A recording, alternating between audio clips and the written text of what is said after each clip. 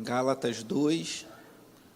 Hoje vamos meditar na segunda parte desse capítulo, dessa belíssima carta, que fala, eu dei o tema a essa série de mensagens, o Evangelho da Liberdade e a Liberdade do Evangelho. Como cantamos, somos livres pela maravilhosa graça de Jesus. Gálatas capítulo 2, Gálatas está ali logo depois de 2 aos Coríntios, antes de Efésios. Gálatas 2, versículos 11 a 21. Diz assim a santa palavra de Deus: Quando, porém, Pedro veio a Antioquia, enfrentei-o face a face, por sua atitude condenável. Versículo 12. Pois antes de chegarem alguns da parte de Tiago, ele comia com os gentios. Quando, porém, eles chegaram, afastou-se e separou-se dos gentios, temendo os que eram da circuncisão. Os demais judeus também se uniram a ele nessa hipocrisia, de modo que até Barnabé se deixou levar. Quando vi que não estavam andando de acordo com a verdade do Evangelho, declarei a Pedro diante de todos: você é judeu, mas vive como gentio e não como judeu. Portanto, como pode obrigar gentios a viverem como judeus? Nós, judeus de nascimento e não gentios pecadores, sabemos que ninguém é justificado pela prática da lei, mas mediante a fé em Jesus Cristo. Assim, nós também cremos em Cristo Jesus, para sermos justificados pela fé em Cristo, e não pela prática da lei, porque pela prática da lei ninguém será justificado. Se, porém, procurando ser justificados em Cristo, descobrimos que nós mesmos somos pecadores, será Cristo então ministro do pecado? De modo algum. Se reconstruo o que destruí, provo que sou transgressor, pois por meio da lei eu morri para a lei, a fim de viver para Cristo. Fui crucificado com Cristo, assim já não sou eu quem vive, mas Cristo vive em mim. A vida que agora vivo no corpo, vivo-a pela fé no Filho de Deus, que me amou e se entregou por mim. Não anulo a graça de Deus, pois se a justiça vem pela lei, Cristo morreu inutilmente. Leia o versículo 20 comigo, os irmãos presentes, bem alto aqui, por favor. Fui crucificado com Cristo, assim já não sou eu quem vive, mas Cristo vive em mim. A vida que agora vivo no corpo, vivo-a pela fé no Filho de Deus, que me amou e se entregou por mim. Oremos. Pai amado e bendito, louvado seja o teu nome, Senhor, por essa graça maravilhosa que nos alcançou, por essa graça que nos resgatou das trevas, do mal, do mundo, da influência de Satanás, Deus, do príncipe desse mundo, nos resgatou com mão forte do império das trevas e nos trouxe para o reino do Filho da sua luz, para o reino do Filho de Deus. Te louvamos por isso, Senhor. Eu te peço agora que, em nome de Jesus, o Senhor fale aos nossos corações, que o Senhor me capacite para ministrar aquilo que o Teu Espírito tem a ministrar a cada coração nessa noite, que o Senhor venha falar aos nossos corações, que o Senhor venha alegrar nossos corações com a graça que nos alcançou, que o Senhor venha atirar de nossos corações toda a justiça própria, todo o intento de nos justificarmos diante de Deus pelos nossos atos, pois as nossas justiças são trapo de imundícia. Mas o Senhor nos amou, nos alcançou, nos justificou e agora vivemos unidos a Cristo para a glória do Teu nome. Fala ao coração do Teu povo, que o Teu Espírito Santo tenha liberdade para ministrar aos nossos corações nessa noite, em nome de Jesus. Amém. E graças a Deus, irmãos, podem sentar.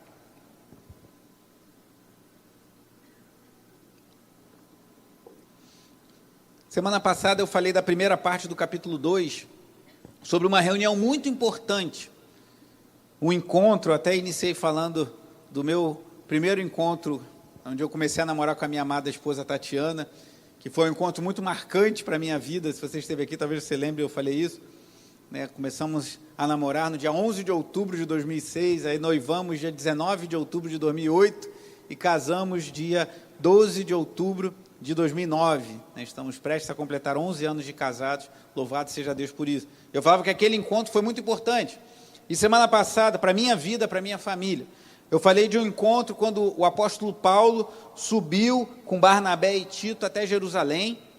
Jerusalém fica no alto do monte, e subiu até lá para ter um encontro com os demais, com os apóstolos, especialmente Pedro, Tiago e João, para discutir acerca da pregação do Evangelho. E lá eles descobriram que pregavam o mesmo Evangelho. E eu falei que essa reunião foi muito importante para nós hoje, mas não como o meu primeiro encontro amoroso com a minha amada esposa, né? Já nos conhecíamos, oramos, gastamos um tempo orando, buscando de Deus, e Deus providenciou aquele encontro, e foi marcante para as nossas vidas, mas esse encontro foi marcante para toda a igreja, de todas as épocas, de todos os tempos, porque ali, se houvesse um racha, isso teria impacto na nossa vida até hoje.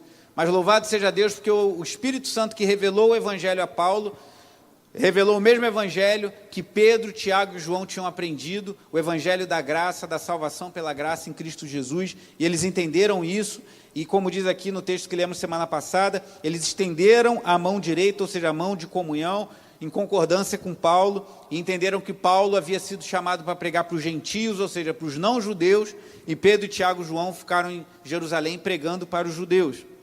Hoje, na continuação desse capítulo, falarei sobre um outro momento, mas é curioso porque se aquela primeira reunião, Paulo deve ter ido muito tenso, porque tinha um assunto muito importante para resolver, nessa segunda, não em Jerusalém, mas em Antioquia. Jerusalém era o centro de evangelização de judeus, e Antioquia estava se tornando um centro missionário para os gentios, para aqueles que não são judeus.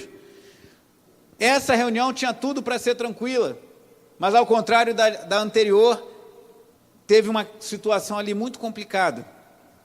Paulo confrontou Pedro frontalmente. E eu fico pensando nisso, irmãos. Pedro, aquele para quem o próprio Cristo, Jesus falou, tu és Pedro, e sobre esta pedra edificarei a minha igreja. Os católicos entendem que Pedro seria o primeiro Papa, e que seria por isso que ele teria recebido isso, mas nós entendemos que a pedra que Jesus está falando ali é a declaração de Pedro, tu és o Cristo, o Filho do Deus vivo. E sobre essa declaração que Jesus é o Cristo, ele edificou a sua igreja.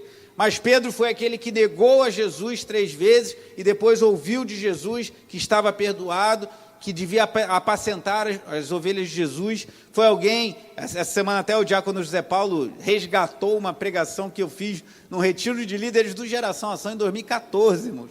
Acho que é 2014. E eu dei o título assim, Pedro, pescador, pecador, perdoado. E nesse retiro, foi um retiro muito especial para mim. Nós ministramos aos líderes de jovens falando da importância, a gente deu o título assim, levando o perdão recebido.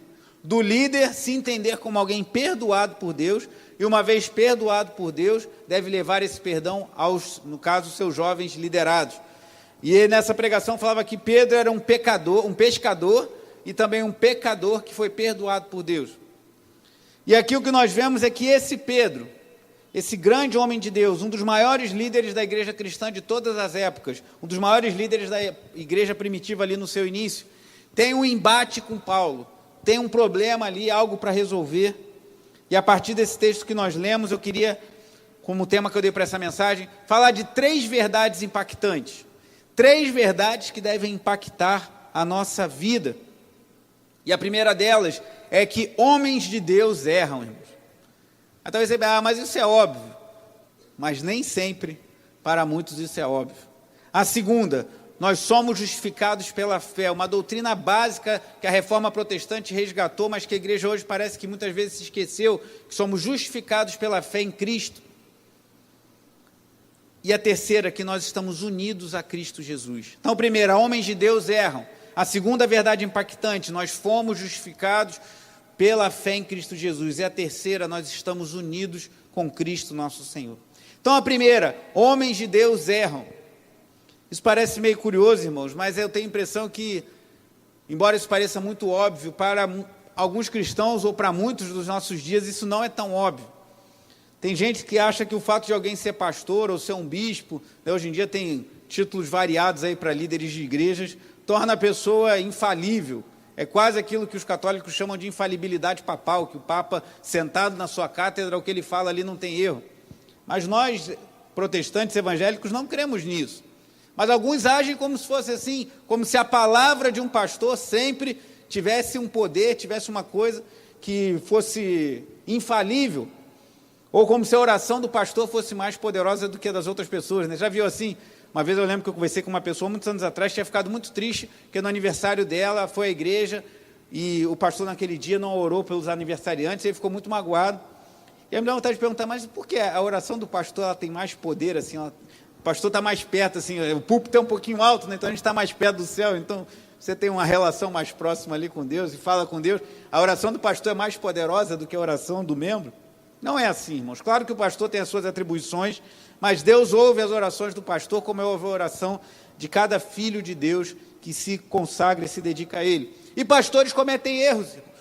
E aqui a gente vê uma situação em que o próprio Pedro, o maior líder da igreja em Jerusalém naquela época, um dos maiores líderes da história da igreja, Pedro, o pescador, pecador perdoado, Pedro, aquele que negou Jesus 3 vezes, mas ouviu de Jesus, Pedro, tu me amas? Ele respondeu, Senhor, sabe que eu te amo, então apacenta as minhas ovelhas, apacenta os meus cordeiros. Por 3 vezes Pedro ouviu isso, e aqui nós vemos que Pedro cometeu um erro, e ele foi repreendido por Paulo face a face. Isso está registrado na minha Bíblia e na sua Bíblia também. Por quê? Porque homens de Deus erram, irmãos.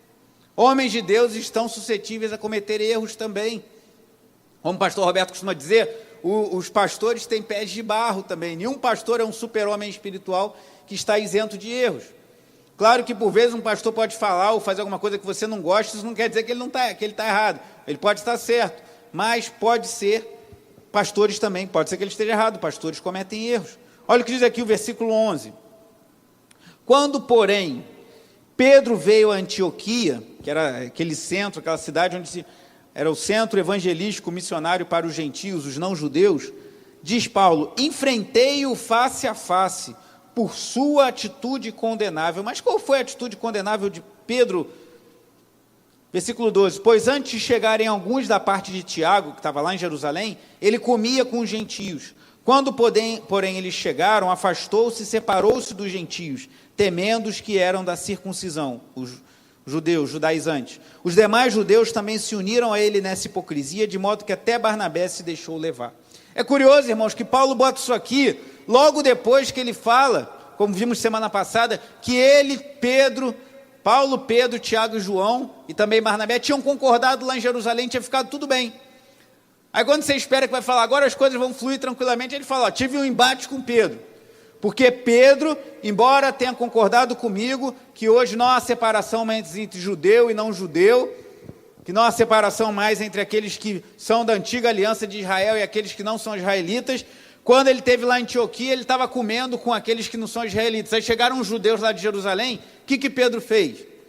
Ele deve ter pensado, ele temeu, aqui nós lemos no versículo 12 que fala que ele temeu os que eram da circuncisão. Provavelmente vieram judeus de Jerusalém que achavam que Pedro devia continuar vivendo como judeu, que é o grande problema que está aqui em Gálatas. Desde o início da carta, Paulo vai falando sobre isso. E aí o que acontece? Quando Pedro viu o pessoal chegando, ele foi dissimulando, ele foi saindo de fininho e deixou os gentios lá, aqueles que não são judeus. E Paulo se colocou frontalmente contra aquilo. Paulo enfrentou Pedro face a face. E aqui eu aprendo uma segunda coisa importante, irmãos, que homens de Deus erram, e além de a gente ter consciência de que homens de Deus erram, os erros dos líderes muitas vezes são mais danosos do que os erros daqueles que não são líderes. Lá em Tiago capítulo 3, não precisa abrir, fala que não queiram muitos de vocês serem mestres, porque vocês serão mais cobrados. Jesus lá em, salvo engano, Lucas 12, 48, disse que ao que muito foi dado, muito será cobrado. Que é quando um líder erra, e eu falando isso, eu estou botando uma faca no meu pescoço essa noite, né, irmão? Mas a gente tem que pregar todo o conselho de Deus, eu não posso pular, se eu me proponho a pregar toda a epístola de Gálatas, eu não posso pular esses versículos. Por isso que é bom pregar expositivamente, que você passa pelos momentos bons e pelos momentos... Você passa por Hebreus 13, que fala que tem que honrar os líderes, né, como quem que vai prestar contas a Deus, e passa por aqui que mostra um dos maiores líderes da igreja cometendo um erro grave. Mas, quando um líder erra, ele acaba influenciando, tendo um poder de influência maior sobre a vida das pessoas do que quem não é líder. Nós lemos aqui que o que aconteceu? Pedro viu os judeus vindo e ficou com medo de ficar mal para ele, que ele estava junto com os que não eram judeus, e aí o que Pedro fez? Dissimulou, saiu de fininho. Os judeus que estavam com ele fizeram isso também, até Barnabé, que era conhecido como uma referência no meio da comunidade cristã, ficou meio confuso. Sabe aquela coisa que talvez já tenha acontecido contigo, de você estar junto com alguém e aquela pessoa faz alguma coisa que você sabe que não está muito certo, mas aí você olha assim e pensa, mas fulano já está na igreja há mais tempo que eu, fulano já conhece mais da Bíblia que eu, então se ele está fazendo não deve ter tanto problema assim, você vai no embalo. E aí uma outra coisa que a gente precisa estar atento, irmãos, não pense que por alguém estar na igreja há mais tempo, ou conhecer mais a Bíblia do que você, ou mais doutrina, quer dizer que essa pessoa também não erre, mesmo que não seja um líder, e que você em algum momento não tem que se posicionar contra a postura dessa pessoa. Às vezes, eu já falei isso algumas vezes aqui, você está junto com um cristão que faz uma brincadeira imoral, uma brincadeira indecente, a gente tem que se posicionar, irmãos. Eu em alguns momentos já me posicionei, gerei algum atrito por causa disso, como teve momentos que eu não me posicionei e me arrependi de não ter me posicionado, porque o cristão não pode ficar fazendo brincadeira de cunho sexual, cristão não pode ficar fazendo bullying, cristão não pode ficar fazendo algumas coisas que não convém, e a gente tem que se posicionar, irmãos. Só que às vezes você vê, eu estou na igreja há 1 ano, fulano está há 10 anos, eu estou na igreja há 5 anos, o fulano está há 20, eu sou um membro da igreja, ele já é um oficial, ele é um trabalhador, ele trabalha no louvor, trabalha na escolinha, trabalha na intercessão, e você acaba indo junto. Porque quando a gente tem alguma posição de liderança, mesmo que não seja uma liderança, um cargo de liderança, a gente influencia as pessoas. E aí eu te pergunto, qual influência você tem tido sobre as pessoas que estão ao teu redor? Pedro era uma excelente influência. Pedro era um homem de Deus. Pedro era um homem que tinha muitas qualidades, mas aqui ele errou. E ele estava carregando junto com ele pessoas no seu erro. E a gente precisa abrir os olhos para isso, irmãos. Porque nós influenciamos pessoas. Você, marido, quando você pega a sua esposa e fala, vamos orar antes de dormir, você está influenciando sua esposa a ter uma vida de oração. Você, esposa, da mesma forma. Quando você pega o seu filho e chama, não, filho, vamos fazer uma oração. Não, filho, vamos aprender o Pai Nosso, vamos aprender os 10 mandamentos, vamos ler um salmo, vamos ver o vídeo da escolinha essa semana. É dessa semana, né, Cris? O vídeo da escolinha da freguesia dessa semana tem a participação especial lá da ICNV Anil. Estão lá as filhas da Nathalie e outras crianças participando também. Aí a Lúcia, a esposa do pastor Roberto, mandou uma mensagem, gostando muito, ficou muito feliz. A freguesia tem produzido semanalmente vídeos para as crianças. Quando você pega um vídeo desse, com conteúdo bíblico, bota na sua televisão e passa com seus filhos, você está exercendo uma influência sobre eles, você que é pai. Então nós vivemos influenciando pessoas, seja positivamente, seja negativamente. E aqui Pedro, um homem de Deus. Pedro, um homem que conhecia Deus. Pedro, um homem que caminhou com Jesus. E é curioso porque, às vezes a gente acha que, quando a gente entra para a igreja, a gente tem que virar o super-homem.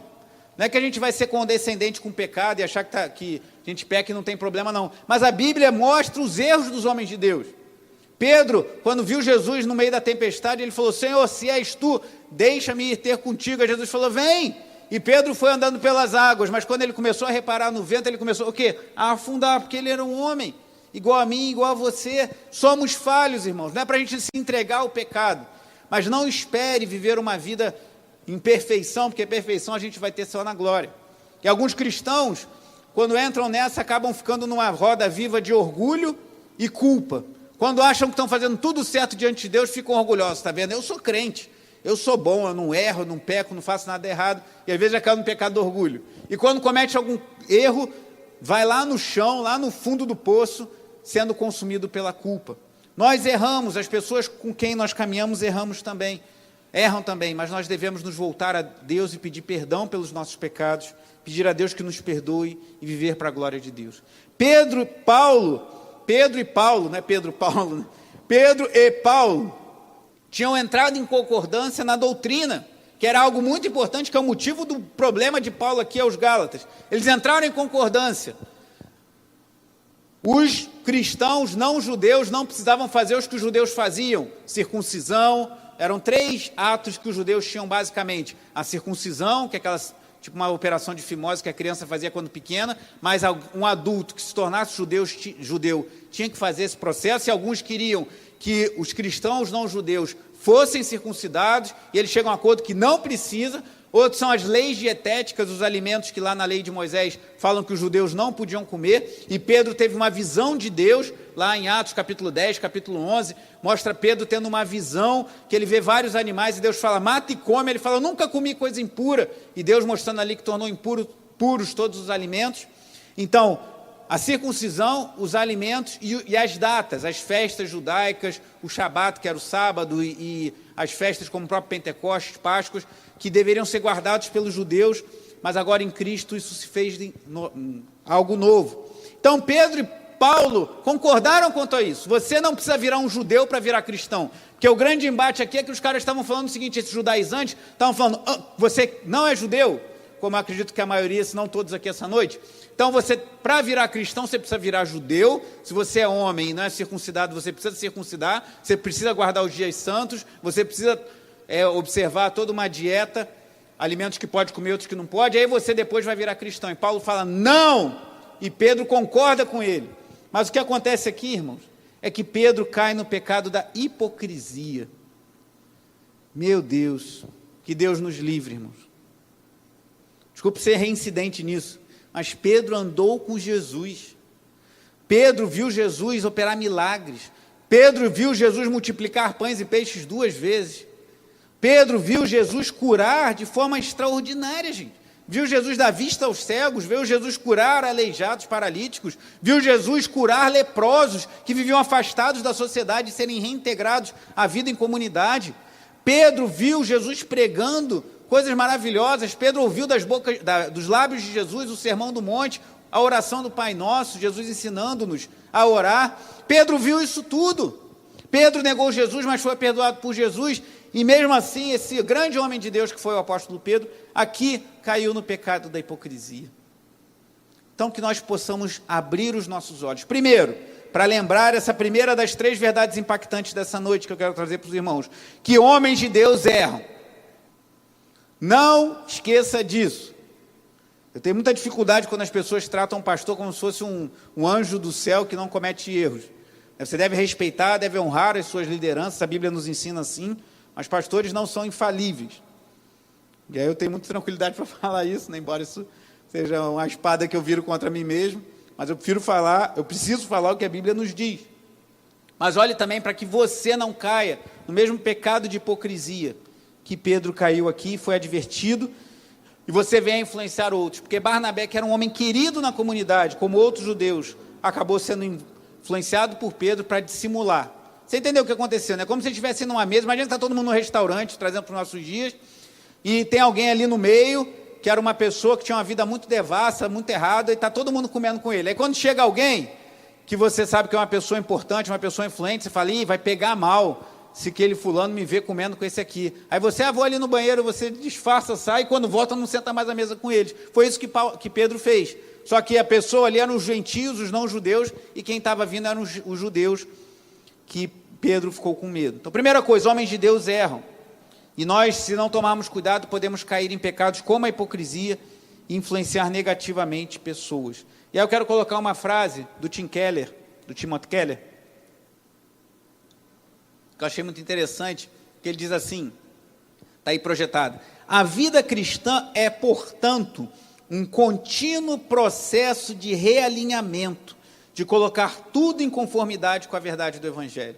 Nós precisamos pregar o Evangelho para nós mesmos, nós precisamos ouvir o Evangelho e aprender o Evangelho, não só quando a gente se converte, mas a vida toda. Pedro conhecia muito bem a palavra de Deus, mas como diz o Timothy Keller, a gente tem que constantemente, por isso que a gente participa da ceia com frequência, por isso que a gente tem que ouvir as mesmas coisas. Paulo chega a falar aos Filipenses, em Filipenses 3:1, que não era peso para eles, era segurança para os filipenses que Paulo falasse as mesmas coisas. Então nós, por vezes, vamos ter que ouvir as mesmas coisas, porque nós precisamos ser alinhados constantemente para não cairmos no erro e aprendermos a vontade de Deus para as nossas vidas. A segunda verdade impactante, nós somos justificados pela fé, versículo 14. Quando vi que não estavam andando de acordo com a verdade do Evangelho, declarei a Pedro diante de todos. Aí só uma observação aqui, irmãos. Uma vez um irmão falou para mim uma coisa que eu fiquei meio chocado, mas é para a gente pensar.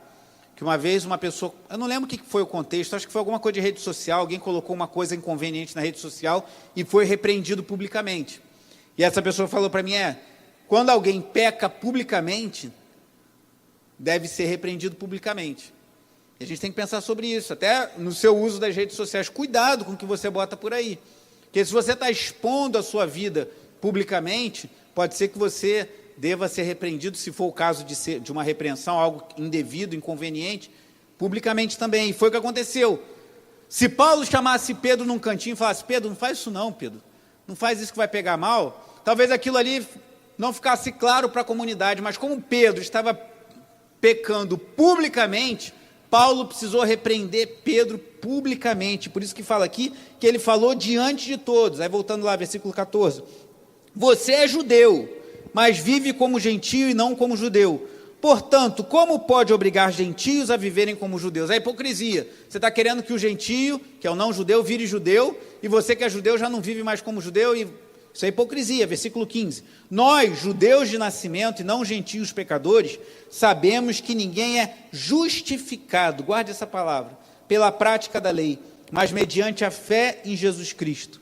Assim, nós também cremos em Cristo Jesus, novamente, para sermos justificados pela fé em Cristo, e não pela prática da lei, porque pela prática da lei ninguém será justificado.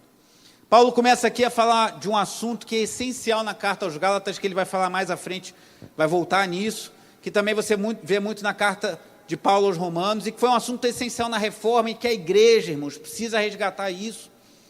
A igreja precisa resgatar essa doutrina da justificação pela fé em Cristo. O reverendo Augusto Nicodemos, comentando no seu livro sobre Gálatas, ele fala isso. A reforma redescobriu isso, redescobriu que nós somos justificados pela fé. E a igreja evangélica brasileira, especialmente, muitas vezes tem perdido isso de vista. E não é à toa que a igreja é fraca como é, irmãos. Que a igreja não tem uma influência positiva na sociedade, que os cristãos estão mundanos, estão perdidos. Por essa e por outras causas, nós precisamos voltar para as doutrinas básicas do Evangelho. O que é ser justificado, irmãos? Esse conceito de justificação é um conceito que vem do direito, é um conceito forense. Isso aí significa o seguinte: Deus, em Cristo Jesus, pega você, pega a mim, que somos pecadores, e declara-nos como justos, somente pela fé em Jesus. É só isso. Mas é só crer em Jesus? É. Ah, mas eu não acho isso justo. Eu só vou falar que creio em Jesus, só vou confessar que Jesus é o Senhor, e aí está tudo certo com Deus. Não parece injusto isso? Não parece meio estranho? Mas às vezes a gente acha que isso parece injusto, porque a gente pensa que a gente pode fazer alguma coisa para nos justificar diante de Deus. Isso é uma mentira, irmãos. Você não pode, eu não posso, porque nós não temos condições de nos chegar a Deus. Como eu já tenho falado aqui dessa analogia, é semelhante a alguém falar para você: ó, você precisa ir nadando daqui até o Nordeste, daqui até Recife. Você tem que sair daqui da Barra da Tijuca e ir nadando até Recife. Se você, como eu, já usei essa analogia, perdoe repetir, mas eu acho importante para a gente entender esse conceito. Se você, como eu, não sabe nadar, você vai morrer logo, logo. Andar 100 metros para dentro da água e já blum. Se você sabe nadar, você vai andar um pouquinho mais do que eu para dentro do mar, vai conseguir se aventurar um pouquinho mais, mas não vai demorar muito também, não vai ter muito sucesso não. Agora, se você é um triatleta, se você é um nadador profissional e tudo, você vai conseguir ir mais longe. De repente você vai subir um pouco aqui do Rio de Janeiro, vai chegar, não sei se... Eu acho que não chega nem na região dos lagos, né? Chega, acho que não, né? Não chega não, né? Ah, obrigado, Vitória é a nossa especialista aqui em educação física, não chega nem na região dos lagos, né? Acho que se chegar em Niterói, não, Niterói acho que chega, né? Bom, enfim, eu não sei nada de natação, não sei nem nadar, não posso ficar falando aqui. Mas assim, você com certeza vai morrer a caminho de Recife. Vai ficar pelo caminho. Por quê? Porque é impossível chegar nadando do Rio de Janeiro até Recife, por melhor nadador que você seja. E é isso que a Bíblia nos ensina: é impossível você se justificar diante de Deus.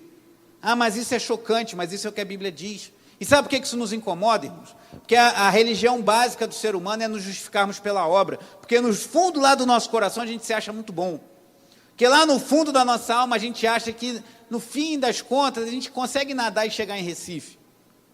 A gente acha que a gente tem força para isso, que a gente tem vigor, mas é impossível, porque nós somos pecadores, porque o primeiro casal lá, Adão e Eva, pecaram, e esse pecado, o pecado original, nos influencia até hoje. Por menor que seja aos nossos olhos os nossos pecados, eles já são suficientes para sermos condenados por Deus. Não dá. Essas mensagens sobre Gálatas têm falado muito ao meu coração, porque a gente precisa voltar para essa verdade, irmãos. Isso precisa ser pregado na igreja. Isso é doutrina, a doutrina dá trabalho. Tem gente que não gosta, tem gente que fica cansada, meu Deus, é muita doutrina, mas a gente precisa disso, irmão. Porque isso impacta a nossa vida como um todo. Porque você para de olhar para Deus como alguém que está com um caderninho anotando seus erros e acertos, e quando você erra está falando muito bem, e quando você acerta, e quando você erra, fala, ih, vai perder sua salvação, e você passa a olhar para Deus como alguém que te justificou em Cristo, que te salvou, e agora por amor a Ele, você vai viver para a glória de Deus em obediência ao Pai. Muda tudo, irmão. Eu botei uma breve reflexão no grupo da igreja, para estimular o culto familiar, né? Colocamos uns louvores ministrados pelo Marquinhos e pela Priscila, eu botei uma reflexão baseada em Gálatas mesmo, capítulo 1, versículos 3 a 4, que fala, que eu falei na primeira pregação dessa série, que ele fala, vocês graça e paz da parte de Deus, nosso Pai e do Senhor Jesus Cristo, que se entregou a si mesmo por nossos pecados. A única coisa que tem nesses versículos nossos aqui são os pecados, irmãos. A fim de nos resgatar desta presente era perversa, segundo a vontade de nosso Deus e Pai, a quem seja a glória para todos sempre. Amém. Então, Deus nos resgatou. Deus nos amou. Por que Ele fez isso? Porque Ele nos amou, irmão. É outra verdade que é difícil da gente engolir. A gente ser amado só porque Ele nos amou. A gente acha que tem que ser amado porque a gente faz alguma coisa para Deus. E devemos viver para a glória de Deus. Mas Ele nos amou porque nos amou. Fala isso a Israel lá em Deuteronômio, salvo engano, no capítulo 7, que Deus amou Israel não porque ele fosse um povo mais poderoso, mais numeroso do que os outros, mas simplesmente porque Deus os amou, irmãos. E essa verdade é transformadora, porque você para de ficar buscando o amor dos outros. Quantas vezes jovens a gente vê hoje em dia se entregando à prostituição, à promiscuidade, e às vezes você vê meninas tendo relações com vários homens, rapazes se envolvendo com várias meninas. Hoje em dia até cresceu muito a questão da relação até mesmo homossexual, homens com homens, mulheres com mulheres, ou bissexual, a mulher que sai com homem e com mulher, e o homem que sai com mulher e com homem, é uma bagunça, fruto dessa sociedade doente, louca em que nós vivemos. E você vê pessoas buscando o amor, buscando se sentir amadas, e o que o Evangelho fala é que nós já fomos amados, aqueles que foram salvos por Cristo Jesus, que aceitaram o sacrifício de Cristo, que morreram para esse mundo e renasceram para Cristo, nós fomos amados por Deus, irmãos. E essa verdade tem que transformar nossas vidas. A gente não pode fazer nada para Deus nos amar mais. Não adianta se esforçar para que Deus te ame mais. Essa é uma notícia que talvez te deixe um pouco triste, mas eu tenho uma outra notícia para te deixar feliz e consolado. Você não pode fazer nada para Deus te amar menos. Não podemos fazer nada para Deus nos amar mais, mas não podemos fazer nada para Deus nos amar menos.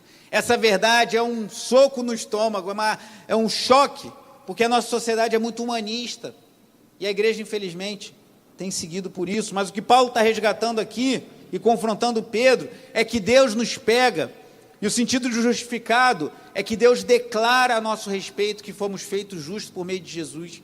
Então Deus não fala assim, olha, Júnior, hoje você está bem, você está perdoado, então por hoje está tudo certo, mas amanhã você tem que correr atrás para estar legal diante de Deus novamente. Não, Deus fala, ó, você está justificado em Cristo Jesus, seus pecados foram cancelados, o sacrifício de Jesus na cruz do Calvário fez com que nós fôssemos aceitos por Deus, acabou. Agora daqui para frente, viva como um filho de Deus e não como um filho das trevas. Parece uma coisa quase de um jogo de palavras, mas faz toda a diferença. Porque você não vai mais viver no medo, como Pedro estava com medo dos judeus aqui, querendo fazer as coisas com medo de perder a aprovação de Deus, com medo de perder o amor de Deus, ou sendo levado pelo orgulho para fazer muitas coisas, para ganhar a atenção e o amor do Pai. Você já ganhou o amor do Pai, Deus já nos amou, Deus já nos resgatou, Deus já nos aceitou, Deus já fez tudo para nos ter ao lado dEle. E agora nós vamos viver em obediência e amor a esse Deus maravilhoso que nos resgatou. Isso muda tudo. Então o que Deus faz é botar um selo, é como se fosse, é algo forense, de fórum mesmo, de um tribunal, é como se eu e você estivéssemos num tribunal sendo julgados, e tivesse uma ficha corrida assim, ó, você fez isso, fez aquilo, fez aquilo, fez aquilo, e aí Deus vai lá e bota um selo, perdoado pelo sangue de Jesus. Agora, como Jesus disse à mulher adúltera, vai e não peques mais. Quer dizer que a gente nunca vai pecar, mas vive uma vida para a glória de Deus. mas faz toda a diferença saber que Ele nos amou e nos perdoou. Eu recentemente trouxe um shotzinho, um louvor do Estênio Marcius, que é um compositor que eu gosto muito, aquele que fala, Jesus virá na glória do poder, né? Vai chover estrela, sol e lua se esconder. A Cris tocou lá na bateria o shotzinho lá. Só faltou a irmã Fátima com a sanfona. E esse compositor, ele tem uma outra música, que ele disse que tem um sonho, o Estênio Marcius, ele disse que teve um sonho. E ele fala que foi um sonho mesmo. Ele disse que chegou na porta dos céus e bateu lá, chegou no céu e bateu na porta. Ele conta isso na música. E aí veio um anjo recebê-lo, o que você quer aqui? Eu quero entrar aí no céu. Ele falou, tá, mas qual é o seu nome? Ele falou, meu nome é fulano. E aí ele foi pegar a ficha dele. Aí falou, mas você, mais ou menos assim, né? Mas você quer entrar no céu? Olha o que você fez. Você errou com isso, errou com aquilo, não sei o quê. Aí que ele fala para o anjo no sonho dele, mas olha lá embaixo. Aí ele diz, o rei escreveu perdoado. Então você pode entrar no céu. Nós entramos no céu, irmãos, porque Deus rasgou a cédula que tinha contra nós e Ele escreveu na nosso prontuário, sei lá, no nosso, como é que se diz, nossa ficha, perdoado, lavado e remido pelo sangue de Jesus, é só por isso. Se você pensa diferente, é porque você ainda não entendeu a dimensão do pecado no seu coração. Peça a Deus, Espírito Santo, me revela, porque só tem duas formas de você pensar diferente. Ou você pensa que você já está condenado e que você vai para o inferno mesmo, então o que você está fazendo aqui essa noite, ou está vendo essa transmissão, se você já está caminhando para o inferno? Não faz sentido. Então, só pode ser isso. Para mim não tem jeito, eu vou para o inferno. Mas saiba que tem jeito. Se alguém pensa assim, saiba que para Deus tem jeito. Mas eu creio que ninguém pensa assim. Então, ou você pensa assim, não tem jeito, ou você pensa, não, eu não penso assim, sou justificado pela fé somente, porque eu sei que eu posso chegar no céu pelos meus méritos. Você não pode. Você não pode. Eu não posso. Porque o padrão é muito alto. Mas eu prego na igreja, mas eu ajudo os pobres, mas eu ajudo a velhinha a atravessar a rua. Mas eu faço isso, eu faço aquilo. Nada é suficiente, porque Deus é santo. E nós somos pecadores, irmãos. E é o que Paulo está falando, a lei, que aqui tem uma discussão complexa, que ele fala da lei do Antigo Testamento, e ali é uma discussão entre judeus, eles respeitavam muito a palavra de Deus no Antigo Testamento, e o que Paulo está falando, ninguém é justificado pela lei. A lei não é para nos justificar, para a gente fazer tudo que a lei manda e chegar diante de Deus, estou aprovado. A lei é para nos mostrar que somos pecadores, o caminho que devemos andar e nos render, nos fazer dobrar os pés de Jesus e falar, Senhor, tenha misericórdia da minha alma, porque eu não sou digno, eu não consigo seguir os teus padrões. Não é o que Jesus fez no Sermão do Monte, lá em Mateus 5, quando ele fala, lá na lei está escrito o quê? Não adulterarás. Mas eu digo que todo aquele que olhar uma mulher com intenção impura, no seu coração já adulterou com ela. Então aquele que chegou diante de Jesus e falou, mas eu nunca traí minha esposa. Mas você já olhou para uma mulher uma vez na sua vida e desejou-a, você já adulterou, você já está condenado diante de Deus.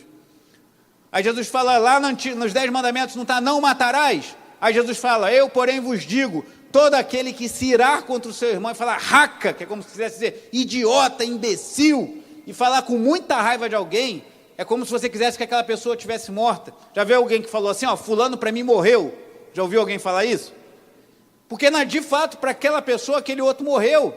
Então Jesus está falando, você não matou ele, porque você sabe que se você matar você vai preso. Mas no teu coração ele já está morto para você. Então você matou, você assassinou. Porque vai no coração, e aí quando Jesus vai destrinchando isso, não sobra ninguém, irmão.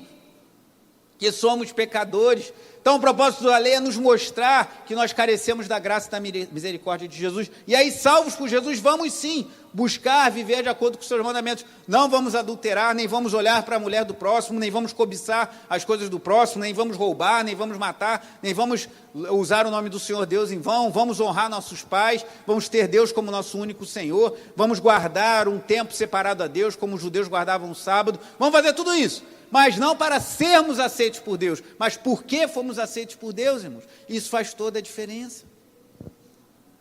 E no relacionamento com o outro? Nós não vamos nos relacionar porque o Evangelho impacta a nossa vida toda, esperando que o outro atinja todo o padrão que nós estabelecemos para ele, porque Deus não fez isso com a gente, então por que a gente faz isso com o outro? Nós vamos também ser misericordiosos e graciosos um com o outro, como Deus é misericordioso e gracioso conosco. Versículo 17, olha o que ele diz aqui. Se, porém, procurando ser justificados em Cristo, descobrimos que nós mesmos somos pecadores, será Cristo ainda ministro do pecado? De modo algum. Se reconstruo o que destruí, provo que sou transgressor. Paulo está pregando pesado aqui, esses versículos são bem difíceis de interpretar, mas o que nós entendemos é que Paulo está falando aqui, que você não pode mudar o que já está estabelecido, nós somos justificados pela fé em Cristo. Lá em Romanos 10 fala que com os lábios confessamos que Jesus é o Senhor e no coração cremos que Deus o ressuscitou dentre os mortos. Isso é o que precisamos para ser salvos, uma declaração de coração e uma declaração com os lábios e a fé no coração.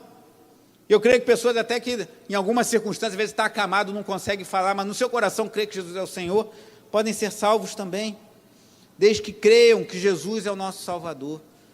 Isso é muito importante, irmãos. Então, 3 verdades impactantes. Primeiro, homens de Deus erram, como Pedro errou feio aqui, foi corrigido, mas depois se acertou, porque você vê lá em 2 de Pedro, não precisa abrir, mas aqueles que gostam de anotar, 2 de Pedro, acho que capítulo 3, Pedro fala bem de Paulo, fala que Paulo falava coisas difíceis às vezes de entender, que os inconstantes queriam deturpar. Então mostra que Pedro estava resolvido com Paulo.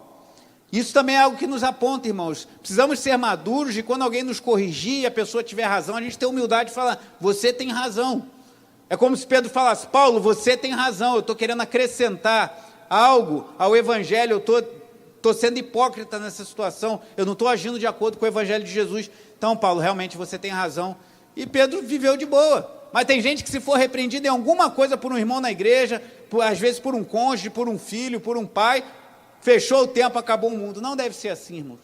Temos humildade no relacionamento uns com os outros. E a terceira verdade impactante, estamos unidos a Cristo, versículo 19. Pois por meio da lei eu morri para a lei, a fim de viver para Deus. Fui crucificado com Cristo. Assim já não sou eu quem vive, mas Cristo vive em mim. A vida que agora vivo no corpo, vivo-a pela fé no Filho de Deus, que me amou e se entregou por mim. Não anula a graça de Deus, pois se a justiça vem pela lei, Cristo morreu inutilmente. Por que Paulo está falando isso? Começando pelo final, versículo 21. Paulo está falando o seguinte, se nós precisamos cumprir a lei para ser salvos, a gente está anulando a graça de Deus e anulando a morte de Jesus. Porque para que Jesus morreu? Se basta a gente ver os mandamentos, cumprir, a gente vai ser salvo. Jesus não precisava ter morrido, ele morreu à toa. Isso é muito chocante, né, irmão? Mas é isso que Paulo está falando. A gente anula a graça de Deus, que é o favor imerecido. A gente está falando para Deus, Senhor, não precisava Jesus ter morrido. Eu fazia tudo, eu cumpria os mandamentos e ia ser salvo. E Paulo falou, não pode ser assim.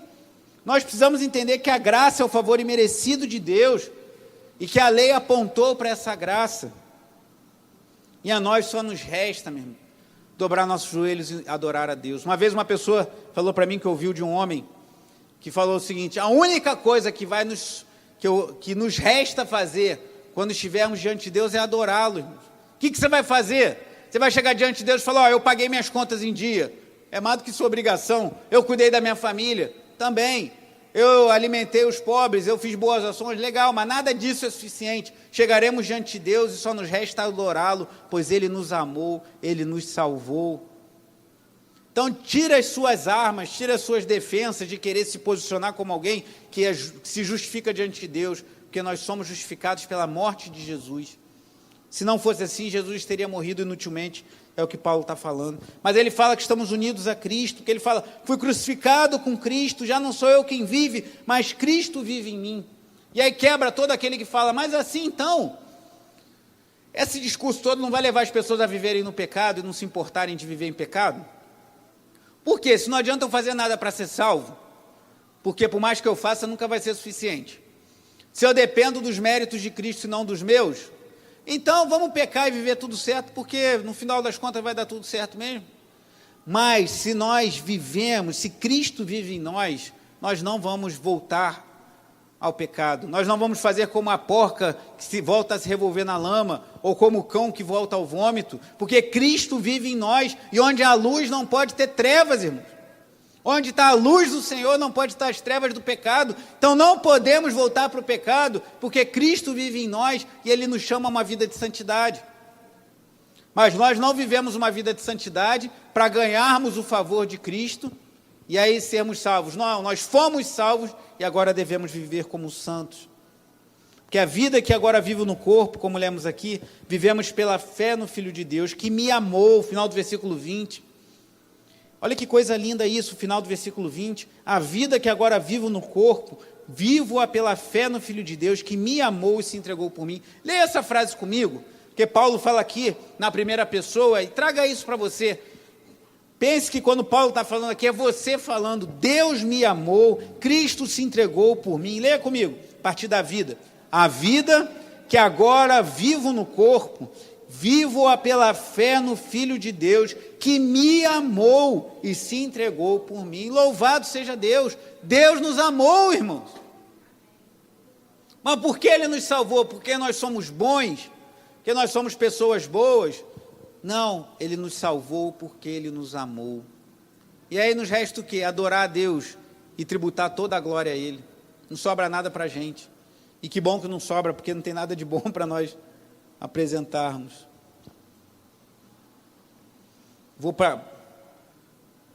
passar uma outra citação do Timothy Keller. O que acontece quando a gente não entende isso e começa a se justificar algumas consequências? Ele fala o seguinte: muitas vezes quando a gente não entende isso, a gente começa a se tornar sectário, a gente acha que o nosso grupo, a nossa igreja é melhor do que os outros. Já viu gente assim? Eu já vi alguns. Espero que você não seja assim. Nunca ache que a nossa igreja é melhor do que as outras. Nossa igreja é uma bênção, mas existem outras igrejas muito abençoadas por aí. Sectarismo, a pessoa acha que ela é melhor do que o outro. O racismo, que tem sido tanto falado. Na Bíblia não tem espaço para racismo. Todos fomos aceitos por Deus, todos, independente de cor de pele, de classe social. Mas a pessoa começa a achar que ela é superior. No caso aqui, havia uma espécie de racismo, porque os judeus se achavam superiores aos não-judeus, aos gentios. E um classicismo, a minha classe é melhor. Às vezes a pessoa que tem muito dinheiro se acha melhor do que o que tem pouco. Ou o contrário, quem tem pouco acha que o outro que tem dinheiro não vale nada, porque nunca trabalhou, porque nunca teve dificuldade na vida.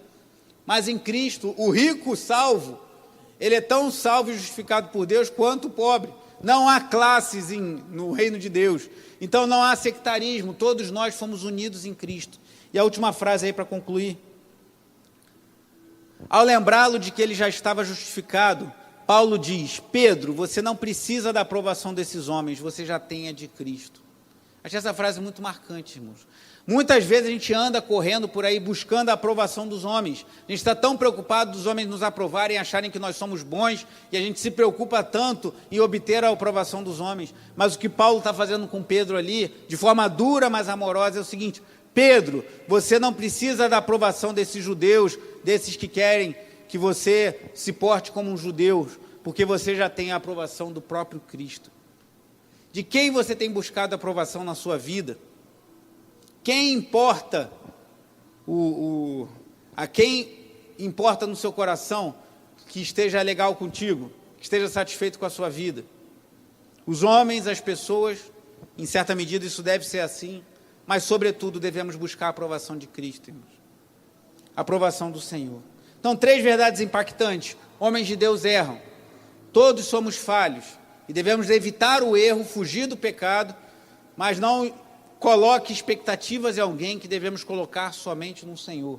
Segunda verdade, somos justificados pela fé somente, pela fé em Cristo Jesus. E como alguns dizem, atribuem a Calvino, não sei se foi ele que falou isso, somos justificados pela fé somente, mas não pela fé só. O que isso quer dizer? Que só a fé pode nos justificar, nos dar o selo de justificado, perdoado por Deus. Mas uma vez justificados, devemos viver uma vida que glorifica a Deus. E nós fomos unidos a Cristo, irmãos. E uma vez que estamos unidos a Cristo, fomos enxertados na videira verdadeira que é o nosso Senhor.